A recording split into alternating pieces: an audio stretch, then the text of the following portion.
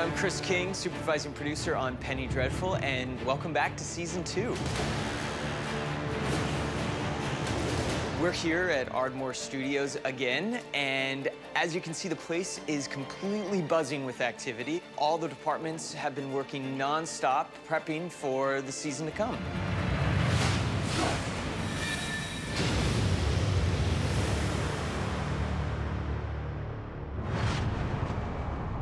I'm Jonathan McKinstry, production designer of Penny Dreadful. We're getting lots of new things ready for season 2, some new sets for new characters. We have a big backlot that we're building to cope with some of the outdoor scenes that we need to do for season 2. We're basically building Soho of London here on Ardmore Studios. That's requiring hundreds of construction workers, painters, designers. It is a massive undertaking.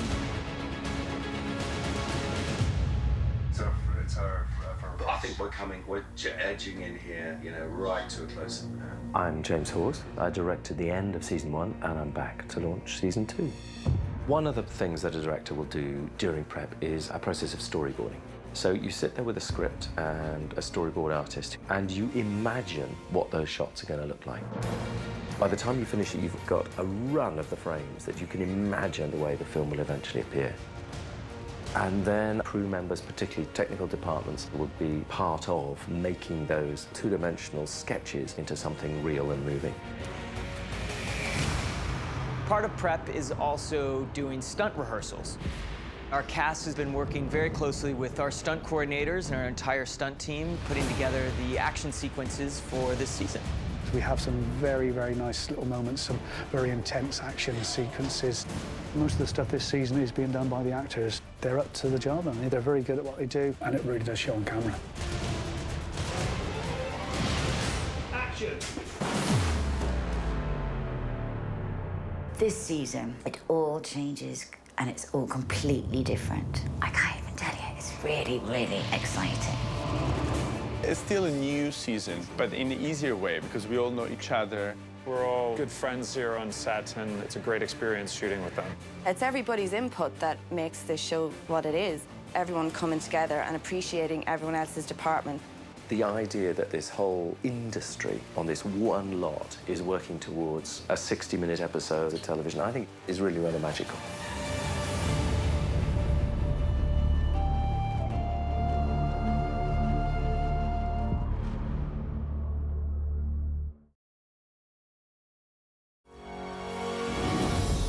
One of the things I'm most proud of in season 2 is we broadened the palette.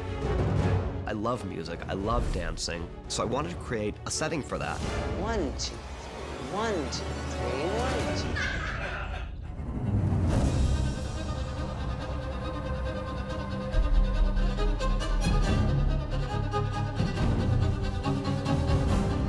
2. It's very easy for me to write, they all waltz, but little did I know.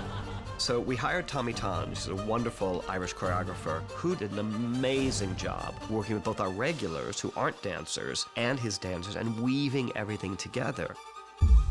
I'm involved with all of the choreography that happens throughout all the episodes. The great thing about this is that it transports me back to another era where you can really find out about the period and the styles of dance and how they would have moved, and then applying that to what I know and meshing it all together. 1, 2, 3, lovely! Now that was beautiful. Miss Lily, will you do me the honour of this dance? Working with Tommy is great because he is spirited and loves dance. He has a great sense of humour, and you need that when you're spending time teaching. It's great that the audience get to see these regular actors actually dance, and not only dance, but look great. I like to think I've got a few moves, so fingers crossed. We're here in Dorian's gallery. We're about to block through the entire very complicated theme for Dorian's big ball.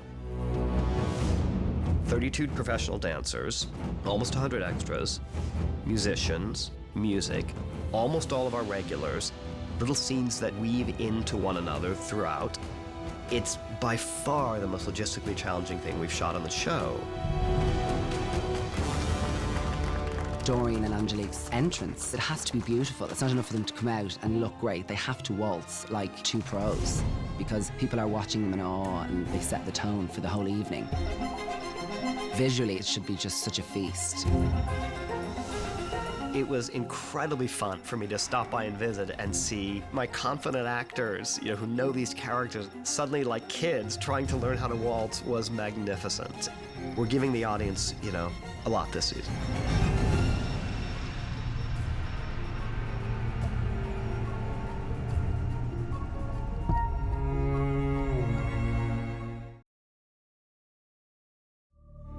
In Penny Dreadful, when all the characters come together, the potential for drama is doubled and quadrupled. So I came up with this ball. It ends with a spectacular event, which is suddenly the roof begins to rain blood.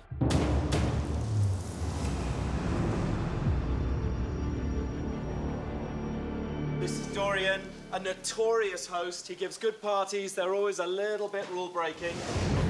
Vanessa turns around, looks into the room, feels something on her hand, and then there's this climax where the entire ballroom and all the guests are drenched in a monsoon of blood. It was a challenge. How do we do every aspect of it? How do we pull this thing off? We've been planning it since the end of last season. However ambitious the scene, you start with what's written on the page. And I spent days in a room with a storyboard artist trying to describe the scene as I imagined it. We end up with a series of images that I can then discuss with the various departments, and they can tell me how I can achieve it. The problem is we don't want to ruin Dorian's amazing, beautiful gallery. So we shot the entire sequence all dry. And then we brought everybody onto a different stage, which is basically the same measurements of Dorian's gallery, but just all green. Shoot a rain! We then rained blood down on them. Digital effects is then going to add Dorian's gallery into the sequence, so it'll look as if it's raining in the gallery. The detail that went into deploying blood over 50 or 60 cast members both excited and scared people a little bit. How do we make it thick enough that it feels like blood, but it doesn't clog up the sprinklers? How can we make it safe? It's daunting because of the scale of what you're trying to achieve. I would like to think no challenge is too big because the people I work with are the best I've ever worked with. Roll playback! There was a sense that we were shooting something special.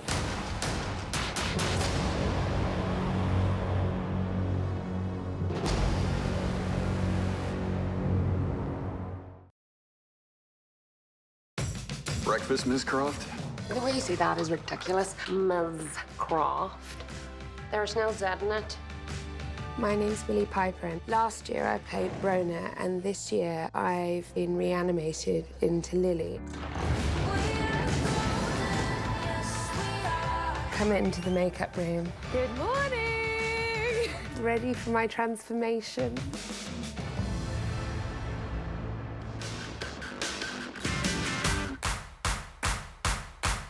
Hi, I'm Claire, makeup artist on Penny Dreadful. I have the honour of doing the transition from Brona to Lily. Cosmetically, she's transformed. Who could recognise the woman she was? For her character as Lily, we're making it more doll-like as opposed to the Brona character, and that's why there's quite strong cheeks, long lashes, and pretty mouth. We miss Brona some days. 10 minutes of makeup. But Lily's a much more polished look. Why are we doing this? Dyeing your hair? Yes. It pleases me. Hi, I'm Saveline Ruddy, and I'm Billy's hairstylist. Billy has a lovely natural kink in her hair, so what I do is I set it and put it behind her ear, and it gives that nice little childlike quality about it. I really like that. Really I love that process. We thought what we've done style-wise isn't actually Victorian London. It fits with the character because she's not really Victorian London, she's... Otherworldly. Otherworldly, yeah. Do all women wear corsets? Most. Seems cruel. Billy's actually wearing a new costume today, so Gabriella, our amazing costume designer, comes in and gives the final looks if any changes are needed. I need some fake boobs in here. Yeah. Last minute change of hairstyle. It's only when you see the costume on that then you can look there and go, no, that's not really working for this. Voila! Thank you. This is the full-blown transformation. I am now fully Lily, and I'm ready to go. All right, I'm finished. Are you ready? You look beautiful.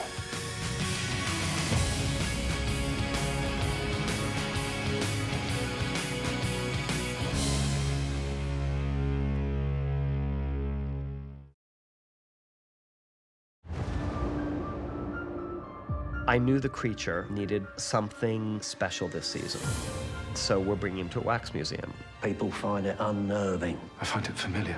Where he's interacting with those things like him that are almost live, but not quite.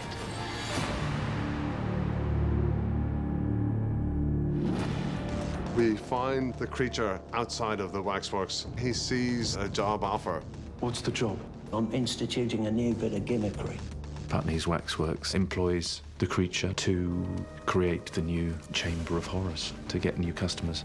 And we'd find out later on that Putney's got something else up his sleeve. This way.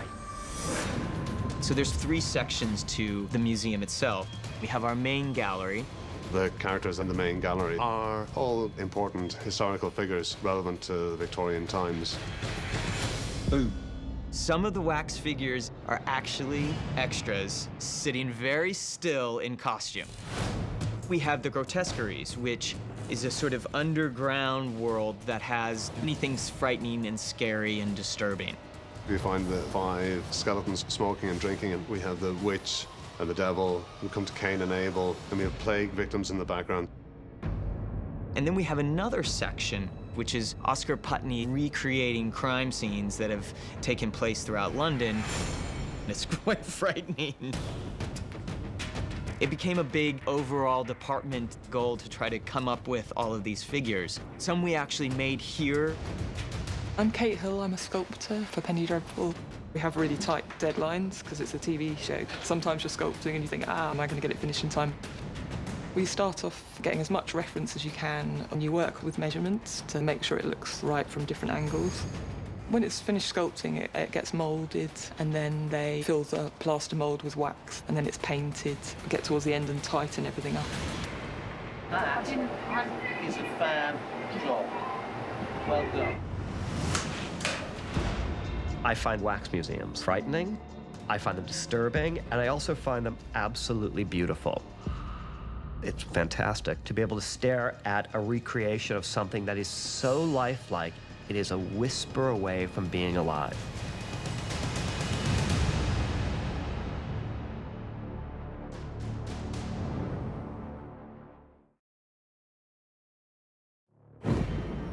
In season 2, Ethan unfortunately wakes up to discover the carnage that he has caused. Ethan's a werewolf.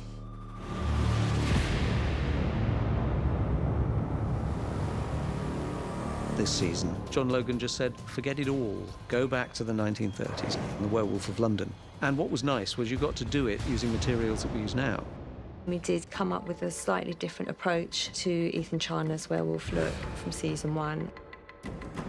The forehead piece stops where the hairline meets the forehead.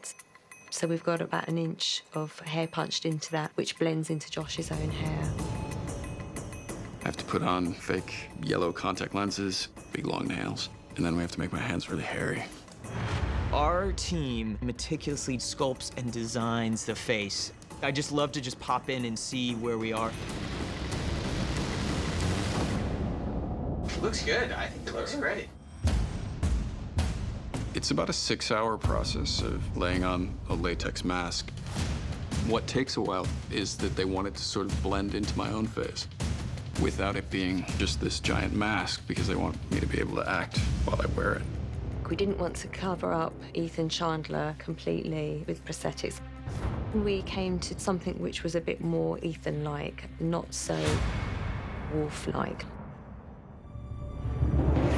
The goal was to create something that felt human. Because in Penny Dreadful, the whole point is not the evil without, it's the evil within.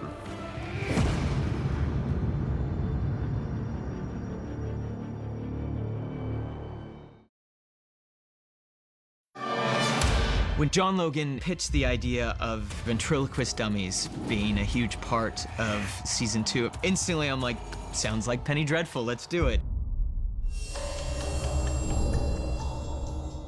Here's why I wanted dolls to begin with. In witchcraft, there is a long tradition of essentially what we'd call voodoo dolls, which is witches creating things to represent people. And I thought that would be a very visual thing for Evelyn Poole to be able to play around with.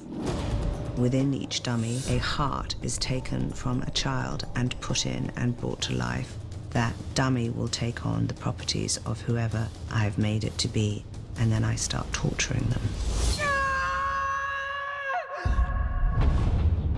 We sat down with all department heads and said, okay, here's what we're facing in season 2. We want to do these ventriloquist dummies. They've got to look just like our characters.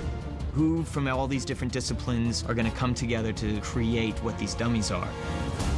Our job was to actually capture likeness so that there was no question about who they were.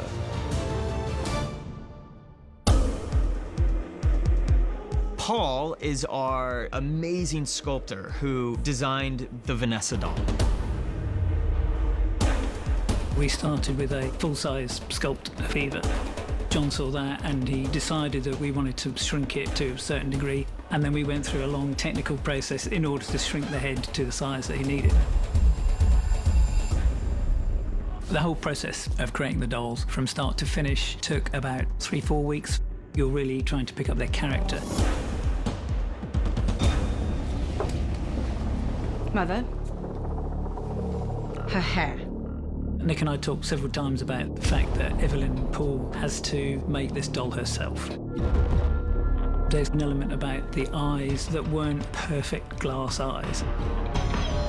They were painted, and so it had to have that slightly more homemade feel about it.